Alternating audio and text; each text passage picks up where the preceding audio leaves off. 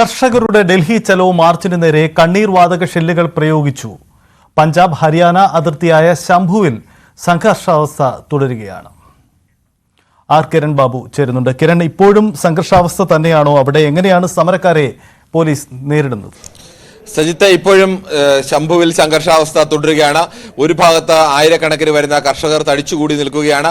മറുഭാഗത്ത് പോലീസിന്റെ സന്നാഹവും സമാനമായ രീതിയിൽ തന്നെയുണ്ട്. ഒരു കാരണവശാലും അകത്തേക്ക് കടത്തിവിടില്ല എന്നുള്ള മട്ടിൽ തന്നെയാണ് പോലീസ് നിൽക്കുന്നത്. കർഷകർക്ക് നേരത്തെ കണ്ണീർ വാതക ഷെല്ലുകൾ തുടർച്ചയായി പ്രയോഗിച്ചിരുന്നു. ഈ കർഷകർക്ക് അടുത്തേക്ക് മാധ്യമങ്ങളടക്കം കടന്നു ചെല്ലരുതെന്ന് ഇന്നലെ തന്നെ ജില്ലാ ഭരണകൂടത്തിന്റെ പ്രത്യേക നിർദ്ദേശമുണ്ടായിരുന്നു. അതുകൊണ്ട് തന്നെ എല്ലാ മാധ്യമങ്ങൾക്കും ഈ കർഷക ഭൂമിയുടെ അടുത്തേക്ക് കടന്നു കയറാൻ കഴിയാത്ത അവസ്ഥ കൂടിയുണ്ട്. കർഷകർ ഇതിനെതിരെ രംഗത്ത് വന്നെങ്കിലും ഇപ്പോഴും ആ സ്ഥലത്തേക്ക് കൃത്യമായി മാധ്യമപ്രവർത്തകരടക്കം കടത്തിവിടുന്നില്ല. പക്ഷേ അകത്തു നിന്നുള്ള ദൃശ്യങ്ങളടക്കം പുറത്തേക്ക് വരുന്നുണ്ട്, കർഷകർ തന്നെ എടുത്ത് പുറത്തേക്ക് വിടുന്നുണ്ട് എന്നത് യാഥാർത്ഥ്യമാണ്. എന്തായാലും അവിടെ കർഷകർ ഒരു ഭാഗത്ത് തടിച്ചുകൂടി തന്നെ നിൽക്കുകയാണ്. ഈ മാർച്ച് നടത്തും എന്നുള്ള വാശിയിൽ തന്നെയാണ് കർഷകർ നിൽക്കുന്നത്. 101 കർഷകരുടെ പ്രതീകാത്മകമായ ഡൽഹി ചലോ മാർച്ച് നടത്താനാണ് സംയുക്ത കർഷക സംഘടനകളുടെ തീരുമാനമുണ്ടായിരുന്നത്. അതിനുവേണ്ടിയാണ് അവർ അനുമതി തേടിയതും. പക്ഷേ അത് അനുവദിക്കില്ല എന്നുള്ള നിലപാടിലാണ് സർക്കാർ നിൽക്കുന്നത്.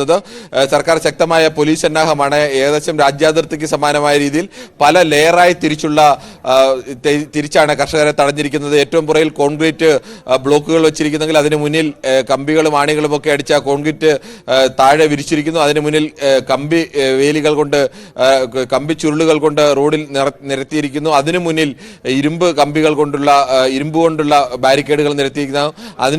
ഇതിനിടയിലെല്ലാം പോലീസുകാർ നിന്നുകൊണ്ട് അതിശക്തമായ ബാരിക്കേഡുകളാണ് ഉയർത്തിയിരിക്കുന്നത്. ഇതിന് പിറകിലാണ് ആയിരക്കണക്കിന് വരുന്ന കർഷകർ തടിച്ചുകൂടിയിരിക്കുന്നത്. ഇപ്പോഴും പഞ്ചാബിന്റെ വിവിധ ഭാഗങ്ങളിൽ നിന്ന് കർഷകർ അവിടേക്ക് വന്നുകൊണ്ടിരിക്കുകയാണ്.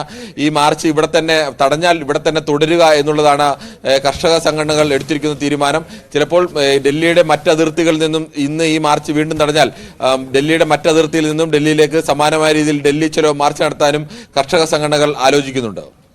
അതാണ് സാഹചര്യം. എന്തായാലും കർഷകരെ നേരിടുകയാണ് സർക്കാർ. അവിടെ സംഘർഷാവസ്ഥ നിലനിൽക്കുന്നു.